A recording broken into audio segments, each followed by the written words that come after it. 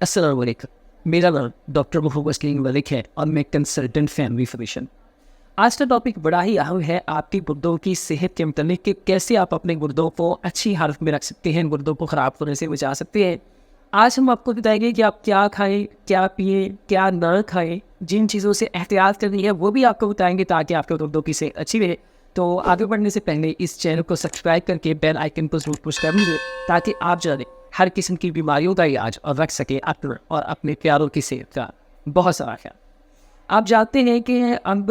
گردوں کی بیماریوں کی ریشو اس حد تک زیادہ ہو چکی ہے کہ ہر 4 میں سے ایک شخص گردوں کا مریض نظر آتا ہے، اور نہ صرف بڑے بلکہ بچوں میں بھی یہ امراض بہت زیادہ ہے۔ لہٰذا ضرورت سمجھتی ہے کہ آپ اپنے لائف اسٹائل کو موڈیفائی کریں، آپ اپنے کھانے اور پینے کی عادات پہ اچھے سے غور کریں اور ان کو آپ ان چیزوں کا استعمال کریں جو بھی میں بتانے لگا ہوں تاکہ آپ کے گردوں کی صحت کو اچھا رکھا جا سکے۔ سب سے پہلے ہم بات کریں گے کہ آپ کیا کھائیں اور کیا پئیں۔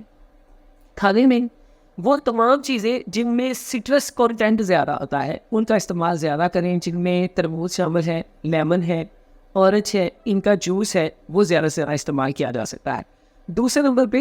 آپ وہ چیزیں جن میں کیلشیم کی مقدار زیادہ ہے ان کا استعمال کریں، اس میں دودھ ہے، بٹر ہے، چیز، پنیر وغیرہ شامل ہے، ان کا استعمال زیادہ کریں۔ تیسرے نمبر پہ آپ پانی کا استعمال زیادہ کریں، آپ ایک دن میں 10 سے 12 گلاس پانی کا استعمال کریں، وقت وقت سے پانی پیتے رہیں، اور اپنے لائف سٹائل کے اپنے کام کے متعلق اگر آپ دودھ میں کام کرتے ہیں یا آپ کا زیادہ مشقت والا کام ہے تو پانی کا استعمال اس سے بھی زیادہ کیا جا سکتا ہے۔ اگر آپ صرف ایک کمرے میں بیٹھے رہتے ہیں اور آپ کی زیادہ مشقت بھی نہیں ہے تو آپ اپنی پیاس کے مطابق پانی کا استعمال کر سکتے ہیں۔ اب ہم بات کریں گے کہ کیا چیز استعمال نہیں کرنی۔ تو سب سے پہلے آپ نے نمک سے پرہیز کرنا ہے، نمک کو قطعی طور پہ استعمال نہیں کرنا۔ اور دوسرے نمبر پر آپ نے اینیمل پروٹین سے بچنا ہے، کیونکہ اینیمل پروٹین کے اندر یورک ایسڈ اور فاسفورس کی بڑی مقدار شامل ہوتی ہے جو کہ گردوں کی خرابی کا سبب بنتی ہے۔ اور تیسرے نمبر پر ایسی سبزیاں، ایسی فوڈز جن کے اندر آکسیلیٹ کی مقدار زیادہ ہے جیسے پالک ہے یا دوسری پتوں والی سبزیاں ہیں تو ان کا استعمال قطعی طور پہ نہیں۔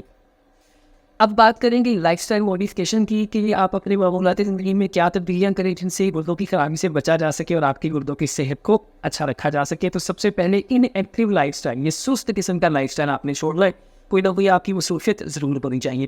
اپنا وزن کم کریں، آپ ایکسرسائز ریگولرلی باقاعدگی کے ساتھ ایکسرسائز کریں۔ جو لوگ ایکسرسائز نہیں کرتے تو کم از کم وہ ایک 30 منٹ کی واک پر ڈے کر سکتے ہیں، جو کہ ہفتے میں 5 دن کی لازمی۔ اور اللہ نہ کرے اگر آپ شوگر یا بلڈ پریشر کے مریض ہیں تو اپنے بلڈ پریشر اور شوگر کو مکمل طور پر کنٹرول رکھیں، کیونکہ ان کا بڑھنا گردوں کو جلدی خراب کرنے کا سبب بنتا ہے۔